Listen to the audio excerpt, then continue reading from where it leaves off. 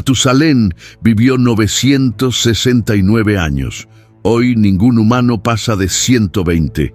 Esa diferencia no es pequeña, es 8 veces más vida que cualquier ser humano que respira en este planeta en este momento. Y si esa cifra te suena imposible, espera.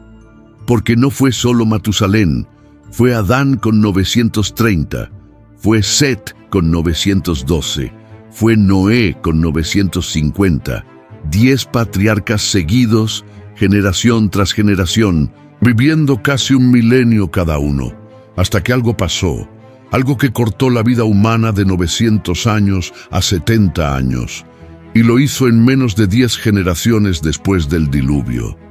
¿Qué pasó? ¿Por qué los humanos antes del diluvio vivían tantos años? ¿Y por qué de repente, después del agua, dejaron de vivir así? En los próximos minutos te voy a mostrar las 3 respuestas que la ciencia, la genética y la teología están dando a esa pregunta. 3 respuestas que parecen contradecirse, pero que cuando las unes forman el cuadro más coherente que jamás se haya armado sobre este tema. Y al final vas a entender por qué la longevidad de los patriarcas no es una leyenda, no es un error de copista, no es un símbolo poético. Es un dato histórico con base bíblica, con paralelos arqueológicos en tablillas sumerias de hace 4000 años y con explicación científica que apenas ahora estamos empezando a comprender. También vas a descubrir algo que casi ningún predicador menciona. Hay un patrón oculto en Génesis 5, un patrón matemático que conecta directamente la vida humana con la presencia de Dios. Cuando lo veas, ya no vas a poder leer Génesis igual. Si te interesa la verdad detrás de uno de los enigmas más grandes de la Biblia, dale like ahora. Eso me ayuda a saber que quieres este tipo de contenido profundo. Y si eres nuevo aquí, suscríbete. Lo que estás a punto de escuchar va a cambiar cómo lees Génesis para siempre. Empecemos. Antes de hablar de las teorías, necesitas ver los números. No de memoria, no por encima. Necesitas verlos uno por uno, porque solo así vas a entender la magnitud de lo que pasó. Génesis capítulo 5 es uno de los textos más extraños de toda la Biblia. Es una lista. Una simple lista de nombres con edades. Esa lista contiene información que ningún otro documento antiguo conservó con tanta precisión. Adán vivió 930 años. Lo dice Génesis 5, versículo 5. No es una redondez poética, es una cifra exacta. Adán, el primer ser humano formado del polvo de la tierra, según el texto bíblico, vivió 930 años. Vio nacer a sus hijos, a sus nietos, a sus bisnietos, a sus tataranietos, durante casi un milenio. Set, hijo de Adán, vivió 912. Enós, el nieto, vivió 905. Cainán, 910. Mahalalel, 895. Jared, 962, casi 1000 años. Y luego viene Enoc. Y Enoc rompe el patrón. Enoc no muere. Enoc vivió 365 años. Y la Biblia dice que caminó con Dios y desapareció, porque Dios se lo llevó. Ese ya es otro tema. Lo que importa aquí es que el promedio de vida no cambia entre sus contemporáneos. Matusalén, el hijo de Enoc, vivió 969 años. Es el récord absoluto. El humano más longevo registrado en cualquier texto histórico jamás encontrado en la arqueología mundial. Lamec, padre de Noé, vivió 777. Y Noé, el último de los patriarcas prediluvianos, vivió 950 años. Vivió 600 años antes del diluvio y 350 años después. Es decir, vivió un diluvio entero, vio el mundo destruido, vio la tierra repoblada, vio a sus hijos producir naciones enteras, y todo eso cabe en su vida. 10 generaciones. Promedio de casi 900 años por persona. Pausa para que asimiles eso. 10 generaciones consecutivas, sin interrupción, sin excepciones, excepto Enoc, que ni murió. Ahora mira lo que pasa después del diluvio. Sem, hijo de Noé, vivió 600 años. Ya cayó 350 años de golpe. Su hijo Arfaxad vivió 438. Salá, 433. Eber, 464. De ahí viene la palabra hebreo. Peleg, 239. Cayó otros 200 años de un golpe. Y aquí pasa algo curioso. El nombre Peleg significa división en hebreo. Y la Biblia dice que en sus días fue dividida la tierra. Algunos estudiosos relacionan esto con la dispersión de Babel. Reú, 239. Serug, 230. Nahor, 148. La caída se acelera. Taré, 205. Y luego viene Abraham. Abraham vivió 175. Isaac, 180. Jacob, 147. José, 110. Moisés, 120. Y desde ahí hasta hoy, los humanos hemos vivido entre 70 y 80 años en promedio. Lo dice el Salmo 90, escrito por Moisés mismo. Los días de nuestra vida son 70 años. Y si en los más robustos son 80 años. Antes de continuar, hay un detalle escondido en estos números que la mayoría nunca nota, y cuando lo veas vas a quedarte impresionado. Matusalén murió el mismo año del diluvio. Sí, leíste bien. Si calculas las edades con precisión usando Génesis 5 y 7, Matusalén tenía exactamente 969 años cuando murió. Su hijo Lamec lo tuvo a los 187. Lamec tuvo a Noé a los 182. Y Noé tenía 600 años cuando llegó el diluvio. Suma esos números. 187 más 182 más 600. El total es 969. Exactamente la edad de Matusalén. Matusalén murió el año en que cayó el agua. Y aquí viene lo más sorprendente. El nombre Matusalén en hebreo es Metushelach, compuesto de dos raíces. La interpretación más común en los léxicos académicos, como el Strong, lo traduce como hombre del dardo o hombre de la lanza. Pero hay otra lectura, defendida por comentaristas como Henry Morris y John Gill, que descompone el nombre de manera distinta. Met, que significa muerte, o cuando él muera. Y Shelach, que significa enviar o lanzar. Bajo esta segunda lectura, el nombre se traduciría como cuando él muera, será enviado o su muerte traerá. Y bajo esta interpretación, el profeta Enoc, su padre, habría sabido algo. Habría sabido que el día que su hijo muriera, algo terrible vendría sobre la tierra.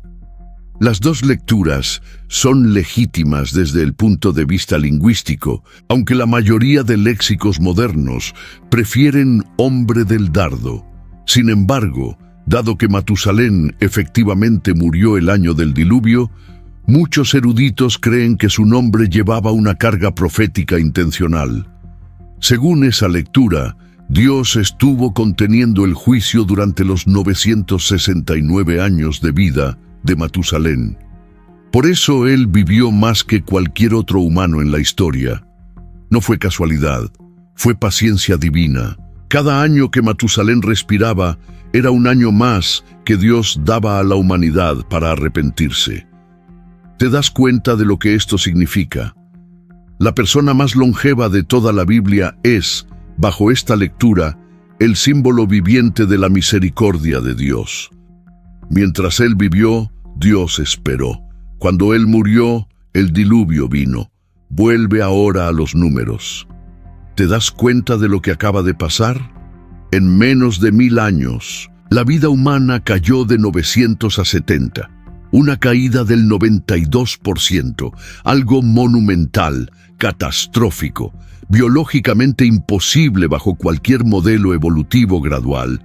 Ocurrió en un periodo muy corto, justamente alrededor del evento que la Biblia llama el diluvio. Si graficas esos números en una hoja, lo que ves no es una pendiente suave, lo que ves es una caída casi vertical. seguida por un descenso curvo hasta estabilizarse en lo que conocemos hoy.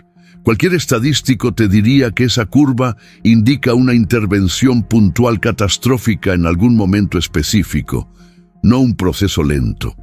La gráfica grita, algo pasó aquí, y ese algo coincide exactamente con el evento del diluvio. Y ahora viene la pregunta que millones de personas hacen sin encontrar respuesta. ¿Cómo es posible que 10 generaciones vivieran cerca de 1000 años y la siguiente generación ya estuviera muriendo a los 200? ¿Qué cambió en el planeta? ¿Qué cambió en el cuerpo humano? ¿Qué cambió en la relación entre Dios y el hombre? Aquí es donde 3 campos completamente distintos del conocimiento humano se cruzan: la ciencia atmosférica, la genética molecular y la teología bíblica. 3 caminos diferentes. 3 respuestas que parecen contradictorias. Sin embargo, juntas forman algo asombroso. Vamos a la primera. La primera teoría se llama la hipótesis del dosel de vapor. En inglés, Vapor Canopy Theory. La propuso el científico creacionista Henry Morris en 1961 junto a John Whitcomb, en un libro que cambió completamente el creacionismo moderno. Se llama El Diluvio de Génesis. Morris partió de un versículo, Génesis 1, versículo 7. Cuando Dios crea el mundo, el texto dice que separó las aguas de las aguas que estaban debajo del firmamento y las aguas que estaban sobre el firmamento. Detente un momento ahí. Aguas sobre el firmamento, aguas sobre la atmósfera. Esa frase, en hebreo, es Mayim Meal Laraquía. Aguas por encima del raquía, el firmamento, el espacio expandido sobre la tierra. Y Morris se preguntó, ¿qué eran esas aguas? Su teoría fue esta. Antes del diluvio, la tierra tenía una capa de vapor de agua suspendida en la alta atmósfera. No una nube, no lluvia. Una capa estable, transparente, gigante, que envolvía todo el planeta como un domo invisible. Algo así como un techo de vapor sobre toda la creación. ¿Y qué hacía esa capa? 3 cosas críticas, según Morris. Primero, filtraba la radiación cósmica. La radiación que viene del Sol y de las estrellas es uno de los principales factores que envejecen las células humanas. Es lo que daña el ADN, lo que causa mutaciones, lo que acelera el deterioro celular. La radiación ultravioleta, las partículas energéticas del Sol, los rayos cósmicos que vienen de fuera del sistema solar. Todos bombardean tu cuerpo continuamente, cada minuto, cada hora, cada día. Si una capa de vapor reducía esa radiación al mínimo, el cuerpo humano envejecería mucho más lento. Mucho. Segundo, aumentaba la presión atmosférica del planeta. Hoy vivimos a una atmósfera de presión a nivel del mar. Según el modelo de Morris, antes del diluvio la presión podría haber sido mucho mayor. ¿Y qué pasa con presión más alta? Pasa lo que pasa en una cámara hiperbárica. Un equipo médico que los hospitales modernos usan para curar quemaduras, infecciones graves, daños en tejidos. Bajo presión más alta, el oxígeno se disuelve mejor en la sangre, las células se regeneran más rápido, las heridas sanan más eficientemente. Imagina vivir tu vida entera dentro de algo parecido a una cámara hiperbárica natural. Tu cuerpo prácticamente nunca dejaría de regenerarse al máximo. Tercero, producía un efecto invernadero global suave. La temperatura del planeta era uniforme. No había desiertos polares ni glaciares masivos. Había clima tropical desde el Ecuador hasta lo que hoy son Siberia y la Antártida. Eso explicaría algo que la geología no logra explicar bien con facilidad. ¿Por qué se encuentran fósiles de palmeras y dinosaurios tropicales en el Ártico? ¿Cómo crecieron palmeras en lo que hoy es la Antártida? Bajo una atmósfera tropical global, la respuesta es obvia, y aquí viene lo más interesante. Morris dijo, Si esa capa de vapor colapsó en el diluvio, todo cambió de golpe. La Biblia, en Génesis 7, versículo 11, dice algo muy preciso, que en ese día se rompieron todas las fuentes del gran abismo y las ventanas del cielo se abrieron. La palabra hebrea para ventanas ahí es arubot, con puertas, esclusas. Algo se abrió arriba y algo soltó agua que estaba contenida en una estructura previa. Cuando esa capa colapsó, según Morris, 3 cosas pasaron a la vez. Cayeron las aguas, sí. También desapareció el filtro de radiación. Cayó la presión atmosférica. Cambió el clima. Y los seres humanos quedaron expuestos por primera vez a un ambiente mucho más hostil que el original. Suena fascinante, ¿verdad? Suena casi como una explicación perfecta. Aquí es donde necesito ser honesto contigo, porque la honestidad importa más que la conveniencia. La hipótesis del dosel de vapor tiene problemas científicos serios, y muchos creacionistas modernos, incluso los del propio movimiento de Morris, ya la han abandonado en su forma original. ¿Por qué? Cálculos hechos por físicos creacionistas como Larry Bardiman, publicados en el 2003, mostraron que una capa de vapor con la cantidad de agua necesaria para producir 40 días de lluvia global haría que la temperatura en la superficie subiera a niveles incompatibles con la vida. Un efecto invernadero descontrolado. La Tierra sería un horno. Nadie podría vivir bajo ese domo. Otros estudios calcularon que para sostener el peso necesario de vapor, la presión atmosférica en la superficie tendría que ser de cerca de 900 atmósferas. Casi 1000 veces lo que es hoy. Eso aplastaría a un ser humano. Entonces, ¿qué hacemos con esta teoría? No la descartamos completamente, la matizamos. Tal vez no era una capa de vapor masiva como la propuso Morris. Tal vez era algo más sutil, una atmósfera con composición ligeramente distinta, más oxígeno disuelto, menor radiación cósmica, un ambiente ligeramente más favorable, suficiente para extender la vida sin crear el infierno termodinámico que la versión clásica de Morris implicaba. Y aquí entra un dato que merece tu atención. En 1988, los investigadores Werner y Landis publicaron en la revista Science un estudio analizando burbujas de aire atrapadas dentro de ámbar fósil. Sus resultados sugirieron que la atmósfera antigua podría haber tenido hasta un 35% de oxígeno. Hoy tiene 21%. Eso sería un 67% más oxígeno disponible para cada respiración. Sin embargo, hay que ser honesto. Estudios posteriores cuestionaron esa conclusión, argumentando que el oxígeno en el ámbar puede ser consumido por reacciones químicas y no representa fielmente la atmósfera antigua. Las estimaciones modernas del oxígeno a lo largo del Fanerozoico varían entre 15 y 30%. El dato no es consenso, pero la idea de que la atmósfera prediluviana tenía más oxígeno sigue siendo una hipótesis razonable, apoyada por otras líneas de evidencia. Más oxígeno significaría más energía metabólica, mejor curación, mayor capacidad pulmonar. Eso también explicaría algo más. ¿Recuerdas los insectos gigantes del período carbonífero? Libélulas con alas de 70 centímetros. Escorpiones marinos del tamaño de un humano. ¿Cómo crecieron tanto? Los entomólogos modernos respondieron eso. Los insectos respiran por traqueas, sistema que solo funciona bien en alta concentración de oxígeno. Solo pudieron crecer así, porque el aire en esa era tenía mucho más oxígeno que hoy. ¿Suficiente para explicar la longevidad de los patriarcas? Por sí solo, probablemente no. Como parte de un cuadro mayor, podría haber contribuido. Y nota algo importante. Esto no es teoría devocional.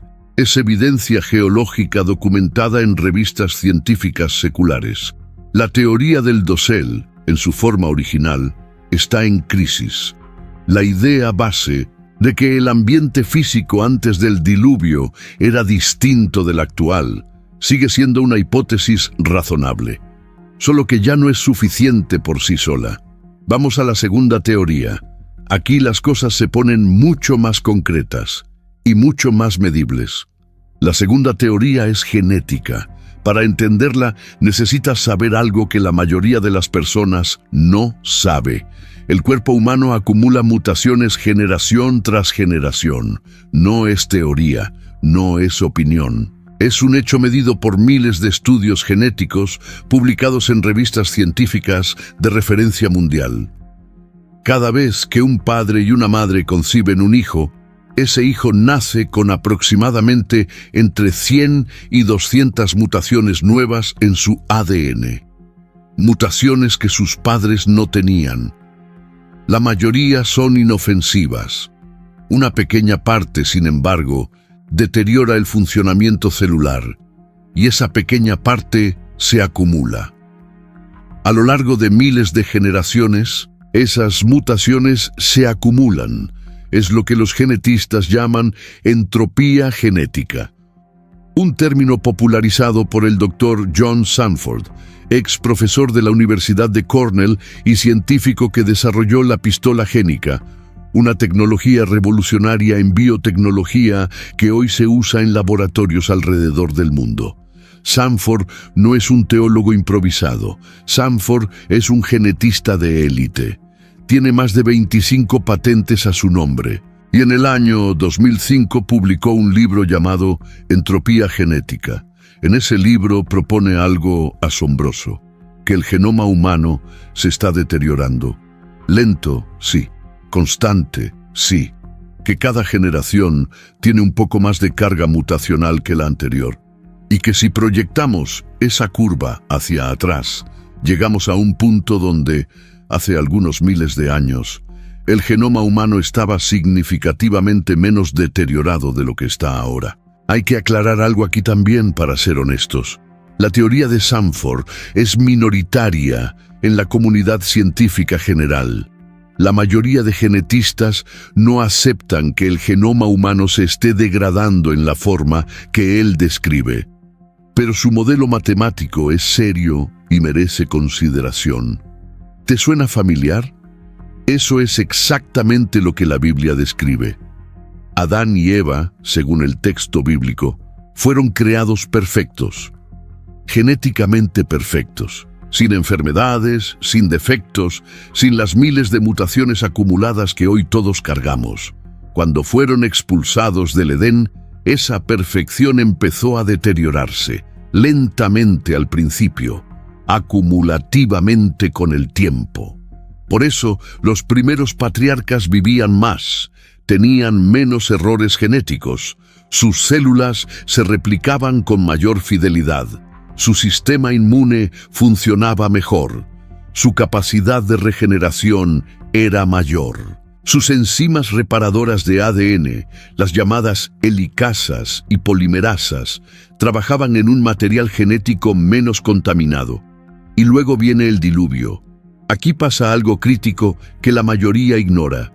Después del diluvio, según Génesis, solo 8 personas sobrevivieron. Noé, su esposa, sus 3 hijos y las 3 esposas de sus hijos. Toda la humanidad posterior desciende genéticamente de ese pequeño grupo. Los genetistas tienen un término técnico para esto. Se llama cuello de botella poblacional, genetic bottleneck en inglés. Cuando una población se reduce a un número muy pequeño y luego se expande, lo que pasa es que la diversidad genética se reduce dramáticamente. Cualquier mutación dañina que tuviera uno de los 8 sobrevivientes automáticamente se vuelve común en sus descendientes. ¿Y eso qué efecto tiene? Imagina que Sem, uno de los hijos de Noé, tenía una mutación pequeña que afectaba ligeramente la longevidad. Antes del diluvio, esa mutación se diluía entre millones de personas. No tenía impacto.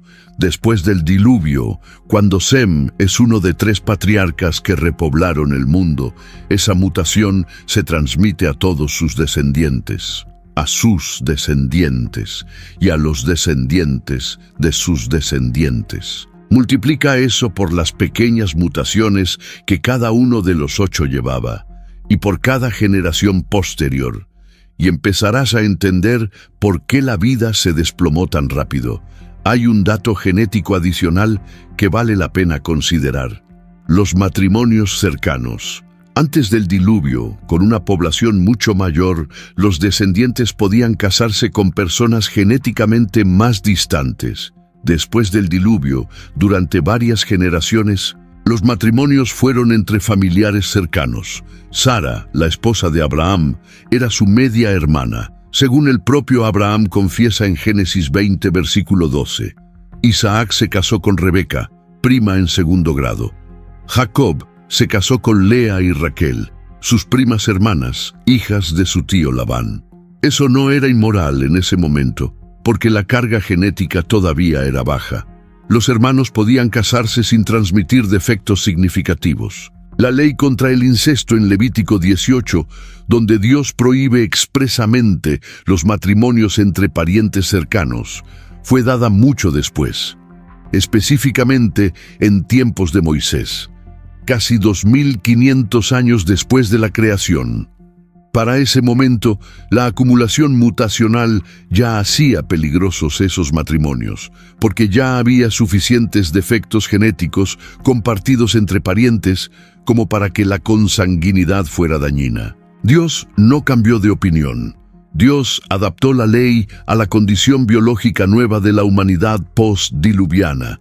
Esto es asombroso, porque significa que las leyes bíblicas sobre matrimonio reflejan exactamente lo que la genética moderna confirmaría miles de años después. No era arbitrario, era ciencia divina anticipada. Esto es lo que la genética moderna no negaría. La degradación es acumulativa. La diversidad colapsa en cuellos de botella poblacionales. Las mutaciones se transmiten, y todo eso ocurriría con o sin Biblia, simplemente por las leyes establecidas de la genética molecular. Sanford y otros, en cálculos posteriores publicados en el 2007 y 2012, demostraron que bajo este modelo, la caída de la longevidad de 900 a 70 años en menos de 1000 años no solo es posible, es lo que se predeciría matemáticamente. Modelos de simulación computacional reproducen esa curva con asombrosa precisión. Esto sigue sin explicar todo, porque la genética te dice cómo, no te dice por qué Dios permitió que pasara. No te dice qué decisión espiritual estaba detrás. Para eso necesitamos ir a la tercera teoría, la más profunda, la que la ciencia no puede medir, pero que la Biblia declara con absoluta claridad. Aquí, las cosas cambian de nivel. Génesis 6, versículo 3. Antes del diluvio, antes incluso de la lluvia, Dios pronuncia una frase, una sola frase, una frase que va a definir la historia humana desde ese momento hasta hoy. Dice así: no contenderá mi espíritu con el hombre para siempre, porque ciertamente él es carne, mas serán sus días 120 años. Esa frase tiene 3 elementos, y cada uno es un misterio que merece atención por sí solo. Primer elemento, mi espíritu. La palabra hebrea es ruají, espíritu, soplo, aliento. La misma palabra que aparece en Génesis 2, versículo 7, cuando Dios sopla en las narices de Adán y el hombre se vuelve un ser viviente.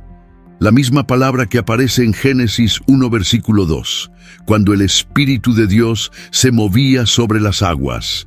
Ruají es la presencia activa, sostenedora, vital de Dios sobre la creación. Y Dios dice, ese espíritu no va a contender con el hombre para siempre. ¿Qué significa contender? La palabra hebrea ahí es yadón, y los traductores han batallado con ella durante siglos. Algunos la traducen como luchar, otros como permanecer, otros como morar, otros como juzgar. Y cada una de esas traducciones lleva a una interpretación distinta del versículo.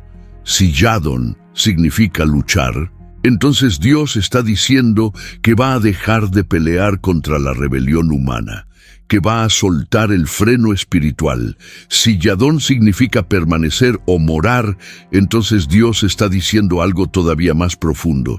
Está diciendo que su espíritu se va a retirar gradualmente del ser humano. Si Yadón significa juzgar, entonces Dios está diciendo que su espíritu no va a contener su juicio para siempre, que el momento del juicio está llegando. Aquí es donde la teología se vuelve devastadora. Si tomas el texto en su sentido más fuerte, lo que Dios está diciendo es: el ser humano fue creado con mi soplo en su interior, con mi presencia activa sosteniendo su vida, y por eso podía vivir 1000 años. Porque la vida humana no es solo biología, es teología, es Dios sosteniendo el aliento en pulmones que de otra manera fallarían. Es Dios manteniendo la integridad de células que sin su presencia se desmoronarían. El hombre se corrompió tanto, llegó a un nivel de maldad tan extremo que Dios va a retirar parcialmente esa presencia sostenedora. Y cuando la retira, lo que queda es solo carne, solo materia, solo lo que la naturaleza por sí sola puede sostener sin intervención divina directa, y la carne, sin el Espíritu de Dios, no dura mucho. Segundo elemento de Génesis 6:3, porque ciertamente Él es carne. La palabra hebrea para carne es basar, y en contexto bíblico, basar significa fragilidad, mortalidad, lo que se descompone, lo opuesto a lo eterno, lo que necesita ser sostenido externamente para no colapsar.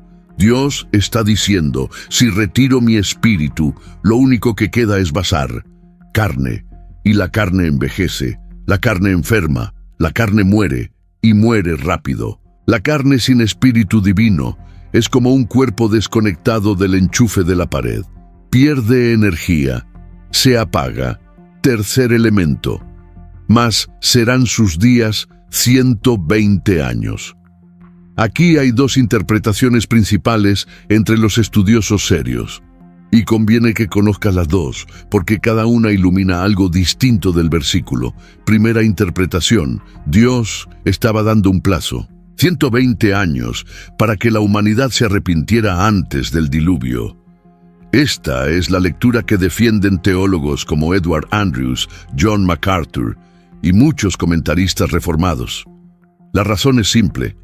Después del diluvio, varios patriarcas vivieron mucho más de 120 años. Sem vivió 600, Abraham vivió 175, Isaac 180. Si la frase fuera un límite absoluto de vida, esos casos contradirían el texto. Segunda interpretación: Dios estaba anunciando el techo gradual al que la vida humana llegaría tras la caída acelerada.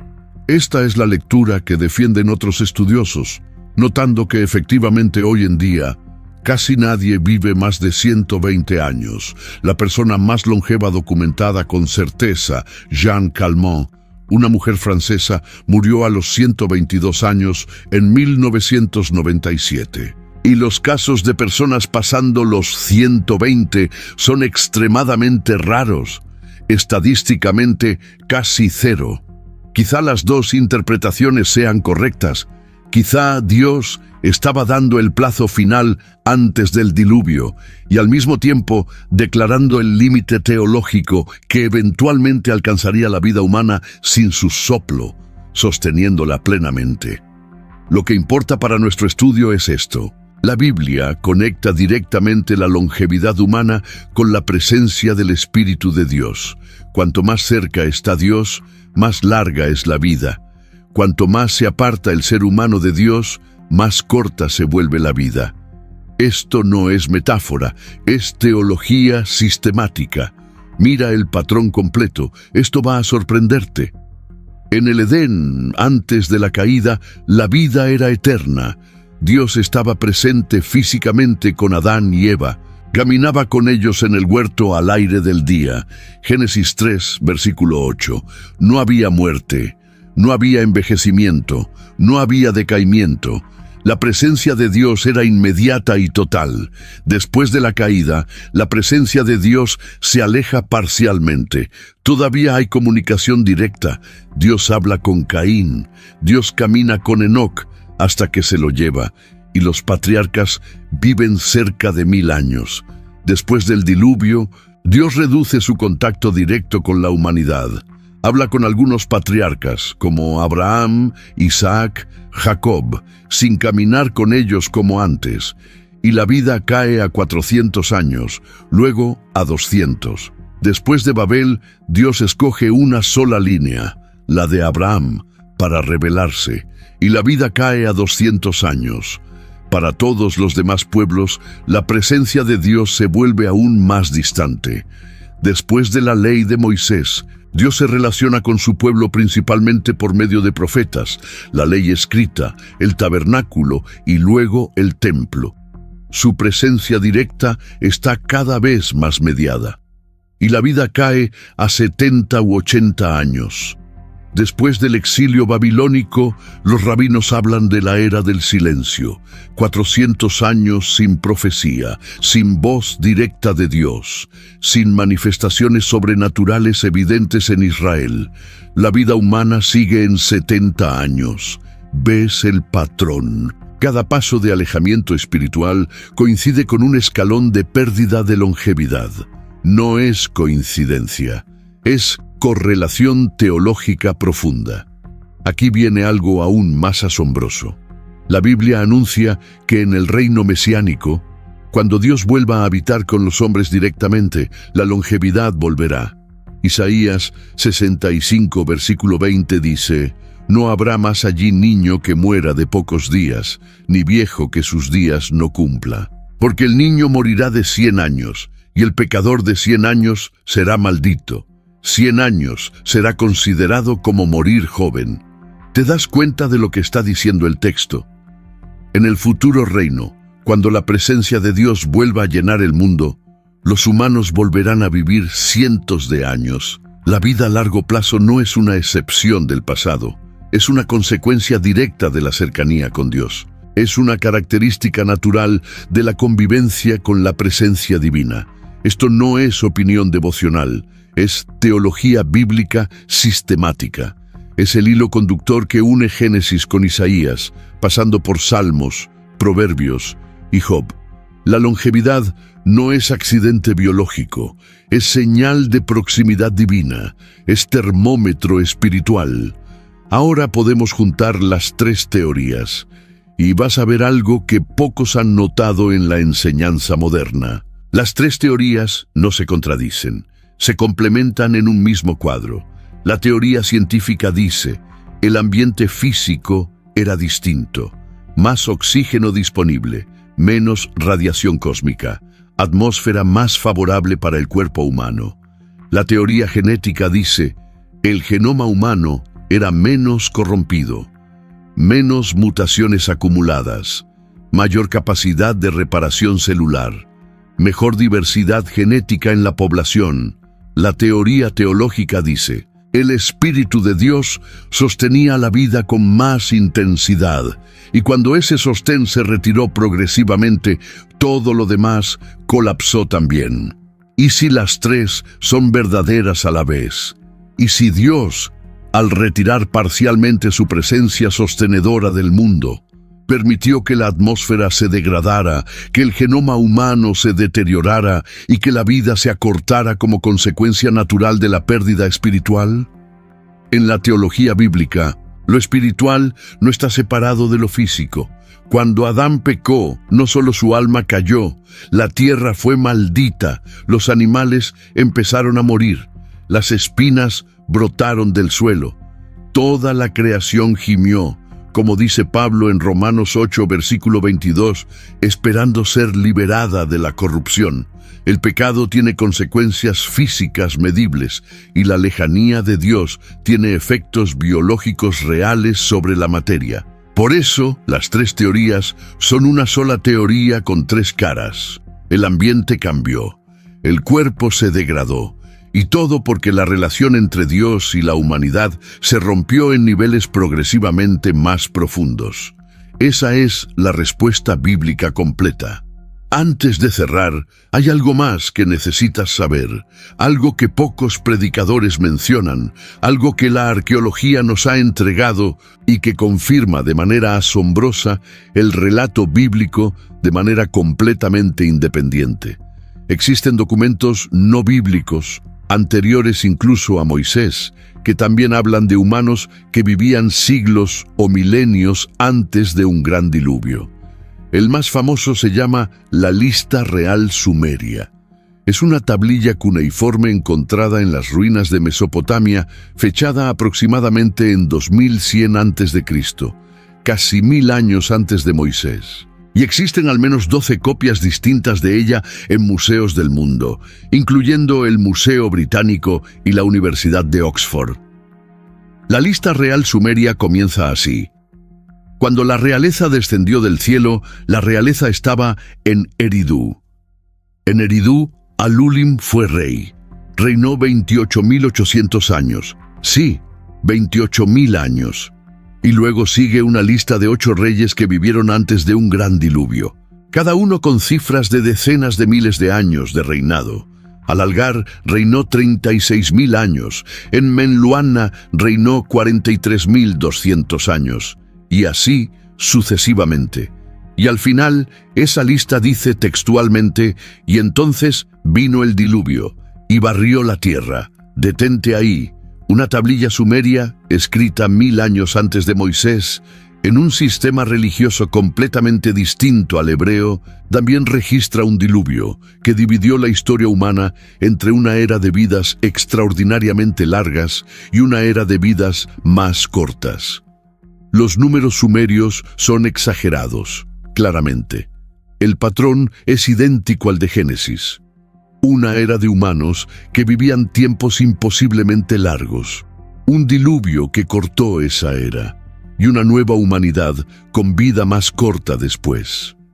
Los nombres también tienen paralelos sorprendentes. El séptimo rey sumerio se llama Enmenduranna.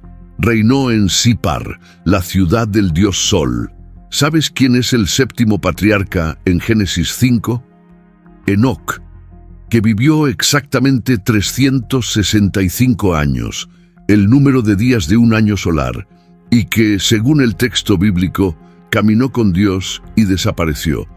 Ambos personajes, en posición 7, están asociados al Sol y al número solar. El erudito James Van der Kam, profesor de la Universidad de Notre Dame, escribió un libro entero sobre estos paralelos. Su conclusión es importante.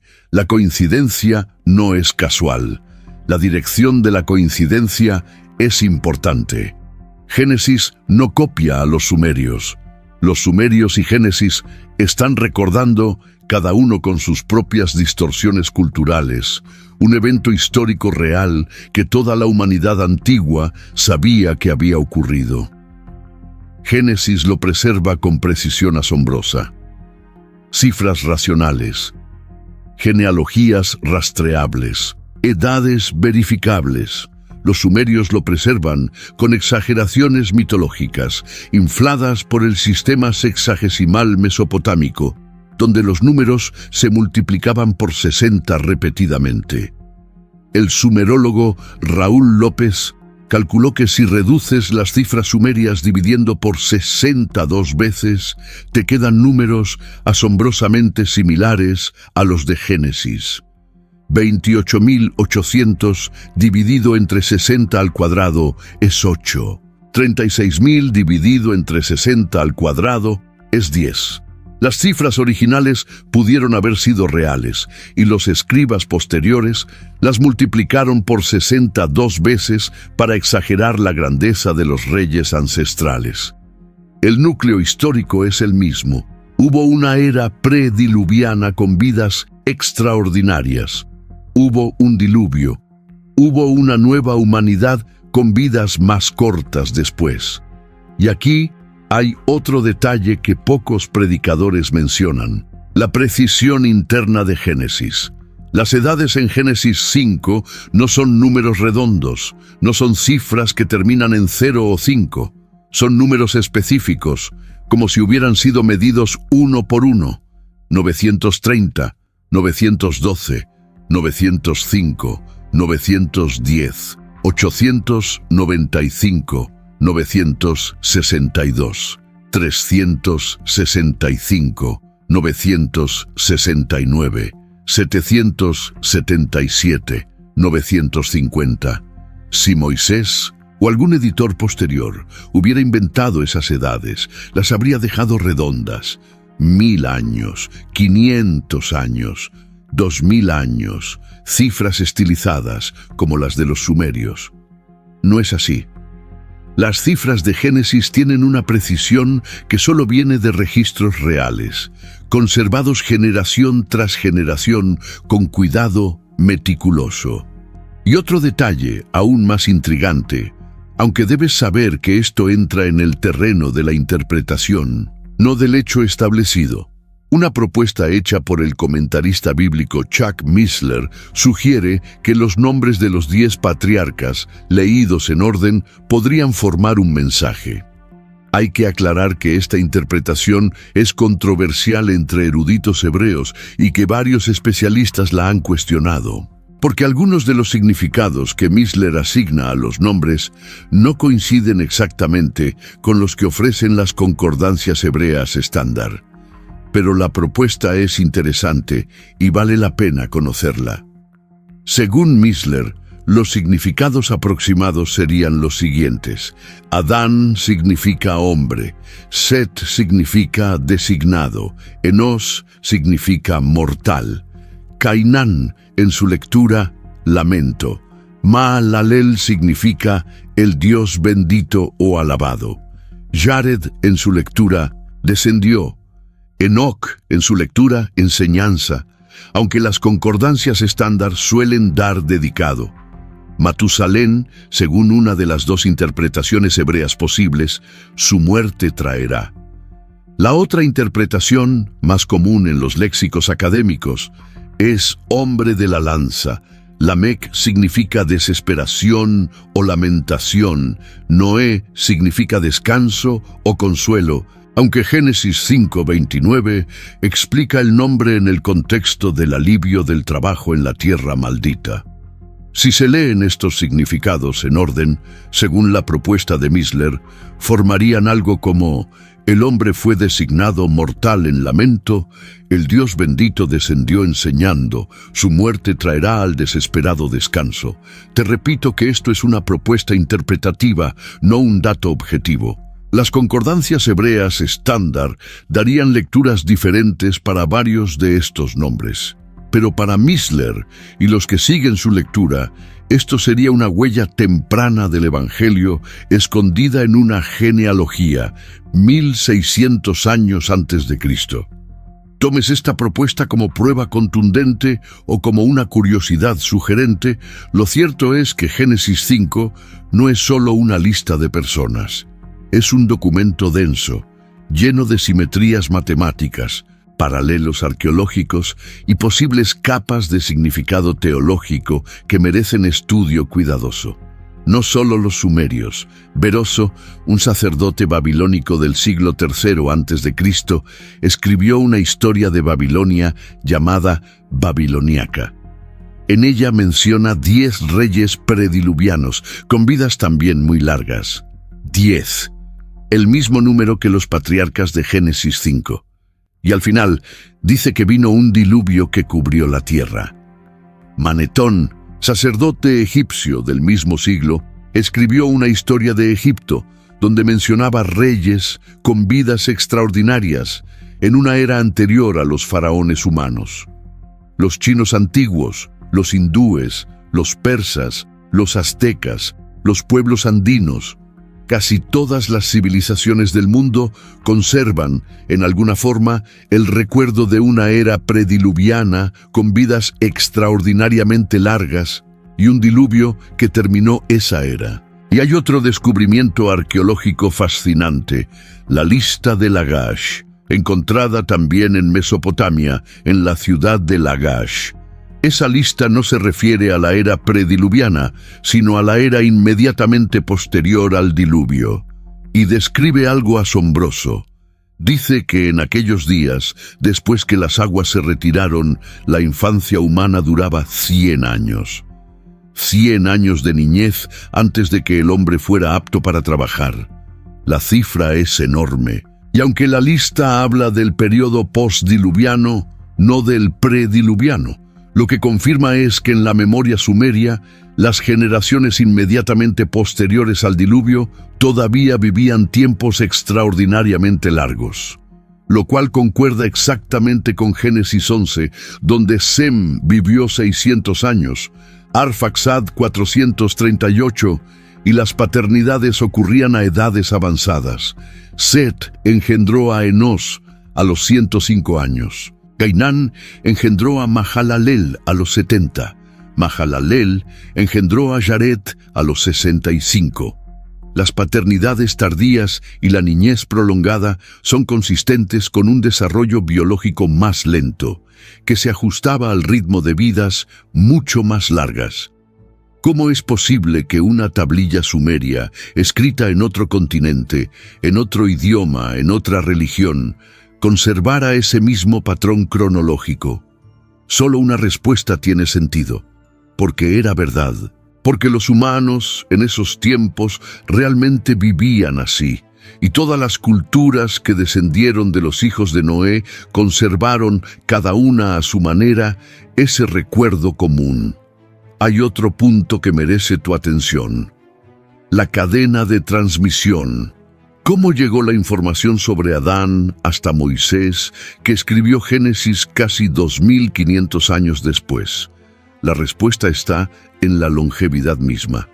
Y es asombrosa cuando la calculas. Adán vivió 930 años, coexistió con Matusalén durante 243 años. Matusalén pudo escuchar las historias directamente de Adán durante más de 2 siglos. Matusalén luego coexistió con Sem, hijo de Noé. Sem nació cuando Matusalén tenía aproximadamente 369 años.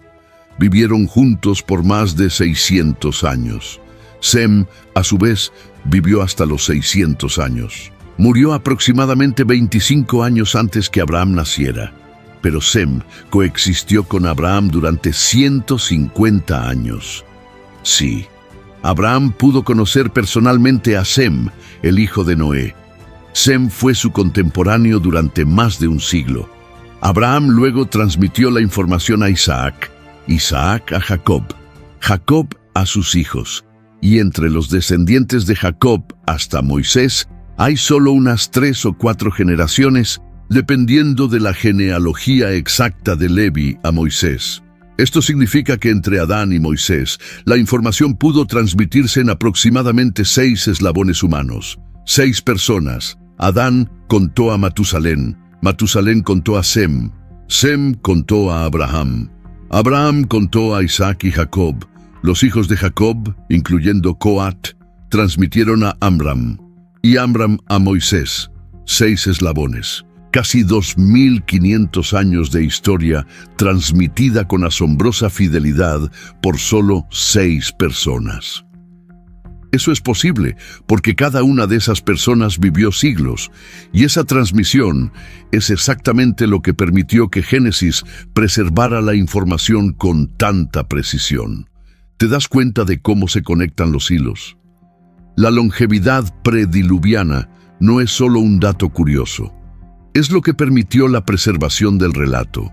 Sin esas vidas largas, la información se habría perdido en docenas de generaciones, distorsionada como pasó con los sumerios. Con esas vidas largas, la información se preservó intacta entre apenas 6 eslabones humanos. Imagina por un momento lo que esto significa. Imagina que estás en Babilonia, 1500 años antes de Cristo, y un escriba sumerio te muestra una lista de reyes ancestrales con vidas de decenas de miles de años. Y tú, con tu copia de la Torá hebrea, abres Génesis 5 y ves la lista hebrea, con cifras de 900. Ambos textos están recordando la misma realidad, solo que uno la preservó con sobriedad histórica y el otro la infló con mitología. Génesis no es el libro raro. Génesis es el libro preciso. Los sumerios, los babilonios, los egipcios, los chinos, todos hablaron de antepasados con vidas imposiblemente largas. La Biblia es la única que da números racionales, fechas verificables, genealogías rastreables, nombres que se pueden cruzar con otros textos antiguos. Y ahora, lo que comenzó como un enigma se ha vuelto una de las piezas históricas más sólidas del relato bíblico. Es exactamente lo opuesto de lo que la crítica académica del siglo XIX afirmaba. Aquellos críticos decían que Génesis 5 era mitología tardía sin valor histórico. La arqueología del siglo XX demostró que Génesis 5 era el documento más conservador y preciso entre todos los registros antiguos sobre la era prediluviana. Permíteme cerrar con esto. Si solo escuchaste la respuesta teológica, te llevarías una verdad incompleta. Si solo escuchaste la respuesta científica, te llevarías un fragmento. Si solo escuchaste la respuesta genética, te quedarías con la mecánica sin entender el motor. Cuando juntas las tres, lo que ves es esto. Dios creó al ser humano en un mundo perfecto, con un cuerpo perfecto, con su espíritu sosteniendo la vida sin obstáculos. La humanidad vivía cerca de 1000 años, no como rareza, sino como la condición original del diseño divino. Cuando el pecado se acumuló, Dios se retiró parcialmente de la creación. El ambiente físico se transformó. El genoma humano empezó a deteriorarse. La vida se acortó como consecuencia integrada. El diluvio fue el punto de inflexión, el cuello de botella genético, el colapso atmosférico y el juicio espiritual ocurrieron simultáneamente. Y después, en menos de 1000 años, la vida humana cayó de 900 a 70. Hoy vivimos lo que queda de ese colapso. 70 años, 80 si tenemos fuerza, dice Moisés. Y aún así, esos años están llenos de enfermedad, decaimiento, dolor, porque seguimos cargando el efecto acumulativo de la lejanía de Dios. Cada generación trae más mutaciones que la anterior. Cada generación está un poco más lejos del diseño original. La Biblia no termina ahí. Isaías habla del día en que la vida volverá a ser larga.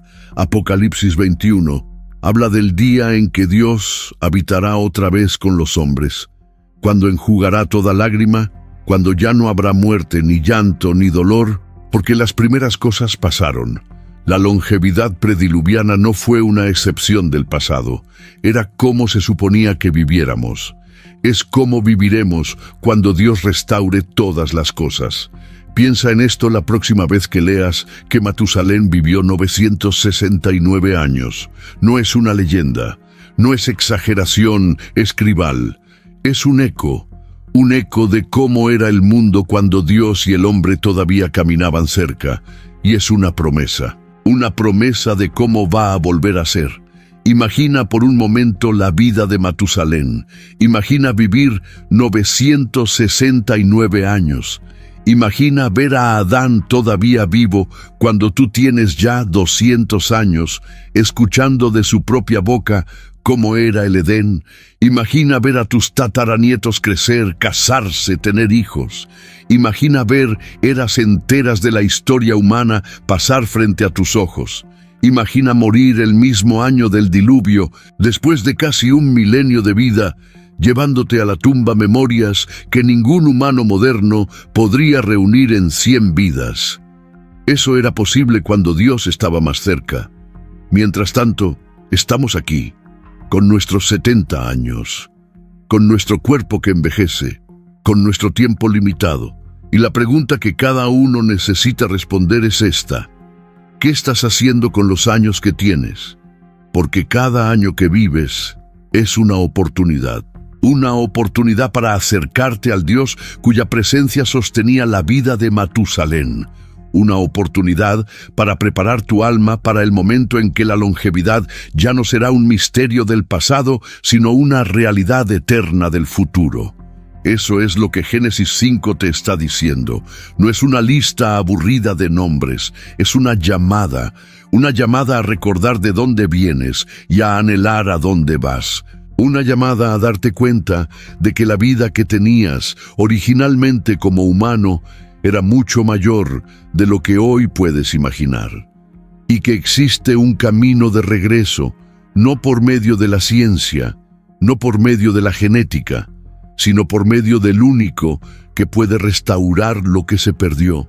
La ciencia podría descubrir cómo extender la vida en algunas décadas. La genética podría reparar mutaciones específicas. La medicina podría curar enfermedades particulares. Ninguna de esas cosas podrá devolverte los 900 años, porque la causa raíz de la pérdida no es ambiental, no es genética, es espiritual. La única forma de recuperar la longevidad original es recuperar la cercanía original con Dios. Y eso, según el Nuevo Testamento, solo es posible por medio de Cristo. Porque solo Él puede reconectarte con el Espíritu, cuya presencia sostenía la vida de los patriarcas. Esa es la verdadera razón por la que vivían tanto. Y esa es la verdadera razón por la que hoy vivimos tan poco. Y hay algo más que necesitas considerar antes de cerrar este video. Algo que conecta todo lo que has escuchado con tu vida hoy, en este momento. La Biblia, en Eclesiastés 3, versículo 11, dice algo asombroso. Dios puso eternidad en el corazón del hombre. Esa palabra hebrea, olam, significa eternidad, perpetuidad, lo que dura sin fin. Tu corazón fue diseñado para la eternidad. No para 70 años, no para 80, para siempre. Por eso, aunque vivas 100 años en plena salud, sigues sintiendo que la vida es corta, sigues sintiendo que el tiempo se te escapa entre los dedos, sigues sintiendo que algo no encaja, que tu existencia debería ser más larga, más plena, más profunda. Esa sensación no es ilusión, es memoria genética del diseño original, es el eco interior de cuando los humanos vivían 1000 años.